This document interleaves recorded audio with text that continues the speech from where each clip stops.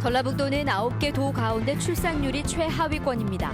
우리와 여건이 비슷한 전라남도는 무려 10년 동안이나 1위를 차지했습니다. 어떤 차이가 있는지 취재했습니다. 카드 한 장으로 주요 관광지 입장료와 음식값을 할인받을 수 있는 전북 투어 패스가 한 달 동안 3만 장 넘게 팔렸습니다.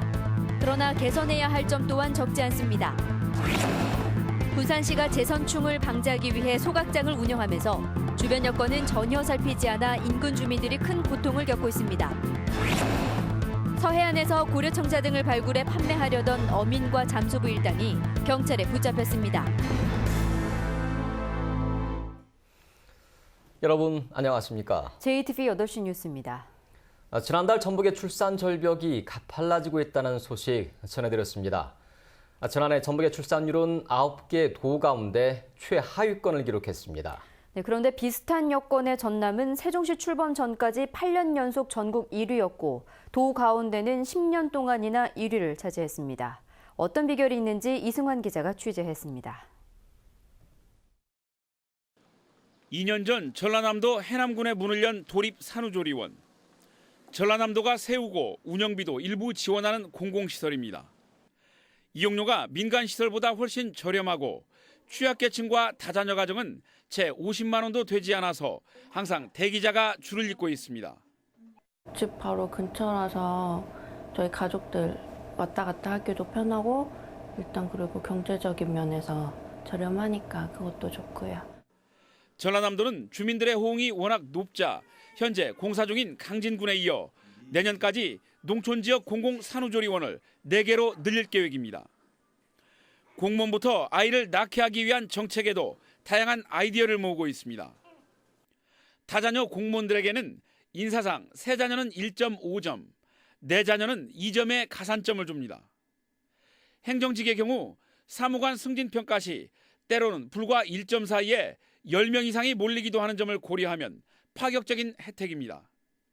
공무원부터 솔선수범을 해서 민간 기업에 확산하기 위해서 각종 출산 장려 인센티브를 적극적으로 부여를 하고 있습니다. 남직원의 육아휴직도 장려해서 휴직을 많이 보낸 부서장에게 가점을 주고 휴직자는 복직을 할 때 3순위까지 희망부서를 받아서 반영해 줄 정도입니다.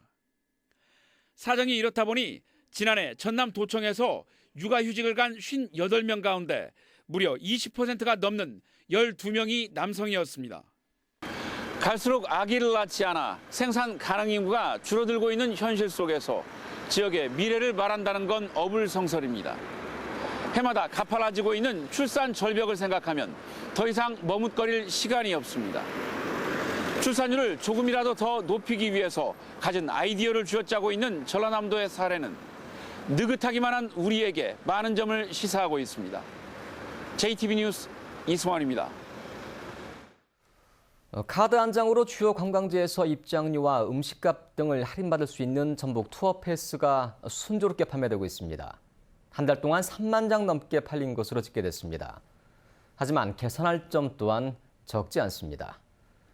송창룡 기자가 보도합니다.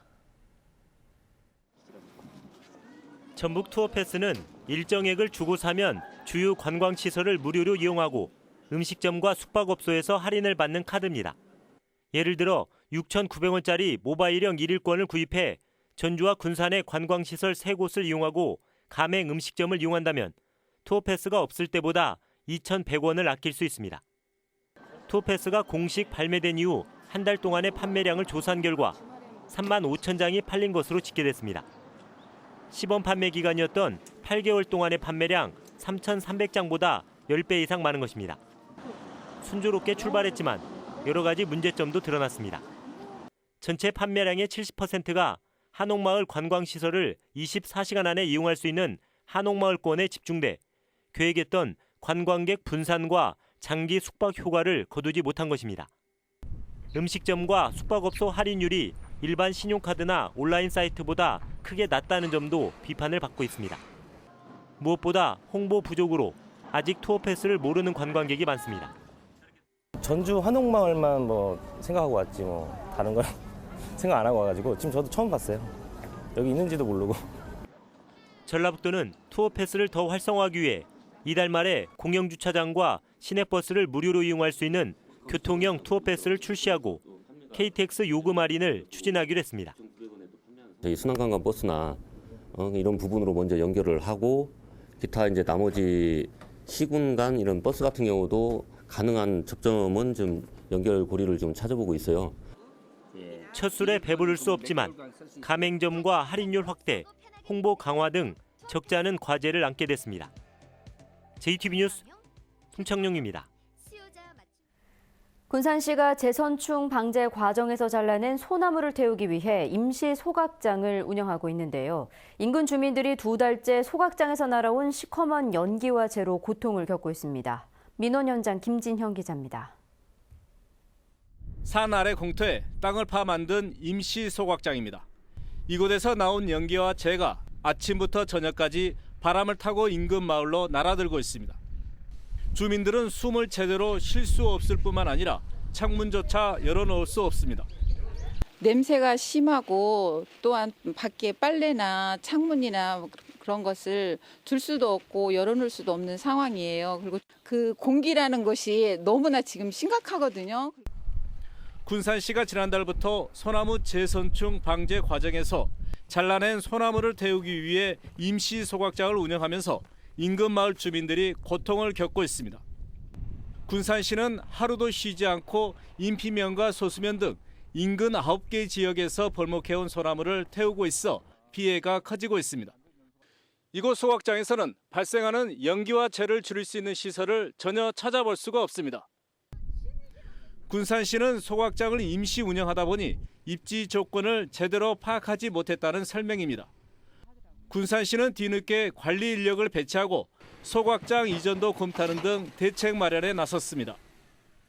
사람들도 갖다 배치를 하고 그렇게 해서 이제 연기 그런 걸 이제 봐가지고 넣고 이렇게 하는 것도 좀 조절을 해서 마을로 피해가 안 가도록 하고. 군산시의 졸속 행정에 애꿎은 주민들만 피해를 보고 있습니다. JTB 뉴스 김진영입니다. 식품기업 대상이 익산 국가식품 클러스터 투자를 연기해 기업 유치에 빨간불이 켜졌습니다. 전북도의회 최영규 의원은 식품기업인 대상이 지난달 27일 국가식품 클러스터에 대규모 김치 공장을 지으려던 계획을 연기해 중소규모의 다른 식품기업들도 투자를 꺼리진 않을까 우려된다고 밝혔습니다.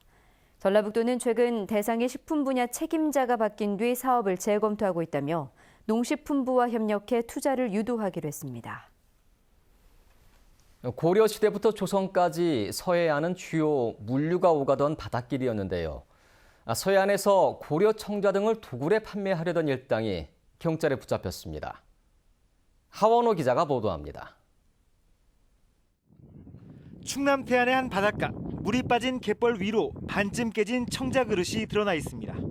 삽으로 갯벌을 파내자 천년 가까이 묻혀있던 청자 대접도 모습을 드러냅니다.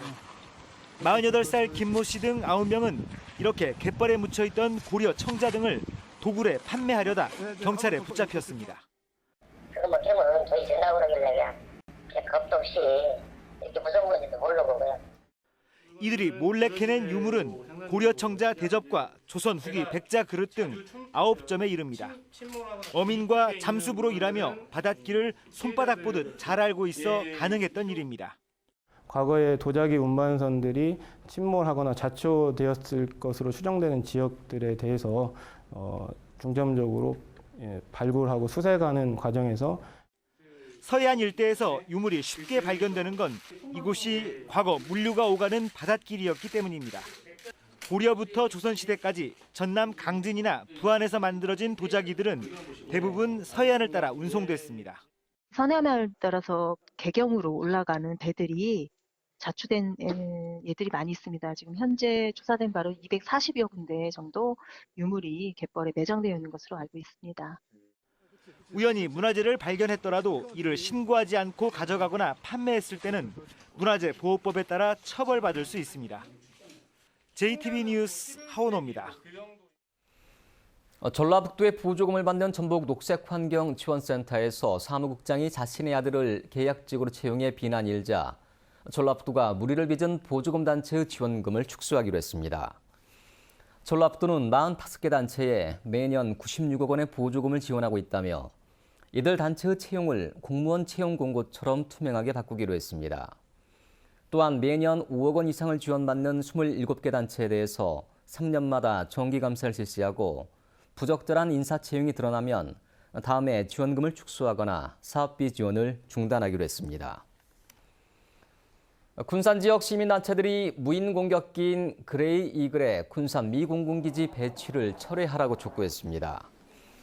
이들 단체들은 사드 배치와 북한의 핵미사일 실험 등으로 긴장감이 높아지고 있는 가운데 미군이 지역 주민과 협의 없이 일방적으로 최첨단 무장 공격기를 영구 배치하는 것은 전쟁의 위험 속에 빠뜨린 것과 마찬가지라며 철회를 주장했습니다. 경기도 성남시를 비롯해 지역 화폐인 지역 상품권을 발행하는 자치단체가 늘어나고 있습니다. 하지만 가맹점 수나 유통량 등이 많지 않아서 지역의 특성을 살린 다양한 시도가 필요하다는 지적입니다. 보도에 정윤성 기자입니다. 완주군에 있는 한 농산물 유통 매장입니다. 계산대 앞에서 소비자들이 꺼낸 것은 현금이나 카드가 아니라 상품권입니다. 어떤 상품권으로 거의 활용하고 있죠. 불편하신 건 없어요? 불편한 건 없어요. 현금하고 똑같아요. 이렇게 해서 거스름 돈 나오고 현금하고 똑같이 사용하고 있습니다. 2006년부터 발행된 경기도 성남시의 지역 상품권도 대표적인 지역 화폐입니다. 청년 배당을 지역 상품권으로 지급해 전통시장에 좋은 반응을 얻고 있습니다. 13억 정도인데요. 지금 이 지역 화폐로 지급되다 보니까 지금 지역 소상공인들한테 매출이 크게 늘었다는 큰 호응을 얻고 있습니다. 전국적으로 40여 곳의 자치단체가 상품권을 발행하고 있고 강원도가 광역자치단체로는 처음으로 올해부터 상품권 발행에 뛰어들었습니다. 지역 화폐를 발행하는 자치단체는 계속 늘어나고 있는 추세입니다. 하지만 가맹점 수와 판매 금액만 놓고 보면 아직은 기대만큼 성과를 내진 못하고 있습니다. 임실군은 2012년부터 지역 상품권을 발행하고 있지만 가맹점은 270곳밖에 되지 않습니다. 혹시 가맹돼 있나요? 아, 그래요? 여기 가맹돼 있는 곳이 많지 않아요? 왜 시장 근처에? 잘 모르겠어요. 저도 오픈한 지 많이 오래 안 됐어요. 김재 씨는 상품권을 발행한 지 17년이나 됐지만 거의 공무원들에게 의존하고 있습니다. 지금 현재 공무원들이 사용하시는 비율이 한 87%에서 90% 정도 되고요. 일반인들이 사용하는 비율이 한 10% 미만입니다. 지역 상품권이 지역 경제에 어떤 도움이 되는지 공감대가 충분하지 않았기 때문입니다. 지역 화폐를 써서 나한테는 무슨 실익이 있는지에 대한 그런 어떤 공감이 없다면 정책적으로 활성화되기가 굉장히 어렵죠. 좁은 지역에서 제한된 시간에만 사용할 수 있는 화천 산천어 축제, 완주 와일드푸드 축제 상품권의 경우에는 일정한 효과를 내며 주목을 받고 있습니다. 이번 주에 방송되는 시사기획판에서는 지역 화폐의 실태를 짚어보고 화폐 발행의 다양한 형태와 가능성을 살펴봤습니다. JTB 뉴스 정유정입니다. 대선 여론조사에서 1위와 2위를 달리는 문재인 전 더민주 대표와 안희정 충남지사가 각각 대리인단을 통해 전북 표심 공략에 힘쓰고 있습니다. 문 전 대표의 전북 경선 선대위 위원장을 맡은 이상직 전 의원은 청와대에 새만금 비서관을 신설하고 전북을 연기금과 농생명 금융중심지로 발전시키는 안을 공약에 담기로 했습니다. 안희정 지사의 멘토 단장인 박영선 의원은 지방 분권을 가장 잘 실현할 후보로 안 지사를 확신한다며 전북 유권자들이 경선에서 도와줄 경우 막판 역전도 가능하다고 주장했습니다. 사드 배치 문제로 중국 시장이 큰 영향을 받고 있는 가운데 수출 시장을 다변화하기 위한 방안이 추진되고 있습니다. 전라북도 경제통상진흥원은 캐나다와 인도, 터키 등 11개국의 15명을 전북 글로벌 통상 전문위원으로 위촉하고 위촉된 바이어와 60개 중소기업의 수출 상담회를 진행했습니다. 이 자리에서는 휴먼 피아코스텍사가 일본과 300만 달러 규모의 마스크팩 수출 계약을 체결해 어려운 상황에서도 수출 시장 다변화의 가능성을 확인했습니다. 전주시가 기둥이 뒤틀려 사용을 중지한 풍남문 종각을 오는 6월까지 보수 보강합니다. 전주시는 보수가 끝나면 오는 8월 광복절에는 타종 행사가 가능하다고 밝혔습니다. 풍남문 종각은 지난해 4월 기둥에 뒤틀림이 발견돼 종을 떼어놓는 등 사용이 중지됐습니다. 정읍에 65세 이상 고령자를 위한 공공실버주택 80가구가 들어섭니다. 국토교통부는 공공실버주택 2차 사업지로 정읍 등 전국 11곳을 선정하고 오는 2019년까지 건설하기로 했습니다. 공공실버주택은 저층부에 물리치료실 등을 갖춘 복지관을 설치하고 주택에는 높낮이 조절 세면대와 안전 손잡이 등을 설치하는 고령자 맞춤형 주택입니다. 논밭두렁 태우기의 병해충 방제 효과가 기대보다 낮다는 연구 결과가 다시 나왔습니다. 농촌진흥청이 경기도와 충청도의 논밭두렁에서 서식하는 곤충을 조사한 결과 애멸구와 끝동매미충 등 해충은 11%에 불과했고 거미와 톡톡이 등 농사에 도움을 주는 천적 곤충이 89%를 차지했습니다.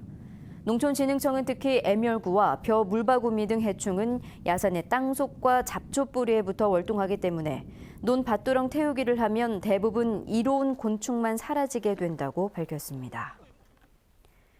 오늘 낮 1시 40분쯤 완주군 상관면 완주 순천 고속도로 하행선에서 54살 이모 씨가 몰던 25톤 화물차가 1톤 화물차를 들이받았습니다.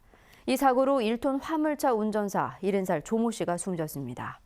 경찰은 목격자 등을 상대로 정확한 사고 경위를 조사하고 있습니다. 전북은 내일도 대체로 맑고 포근한 날씨가 이어지겠습니다. 내일 아침 최저 기온은 영하 5도에서 영하 1도, 낮 최고 기온은 13도에서 16도의 분포로 오늘보다 2, 3도가량 높겠습니다. 미세먼지 가운데 초미세먼지 농도가 나쁨 수준으로 노약자는 가급적 야외 활동을 자제하는 게 좋습니다. 전주기상지청은 당분간 비 소식 없이 대체로 맑겠고 일교차가 큰 날씨가 이어질 것으로 내다봤습니다.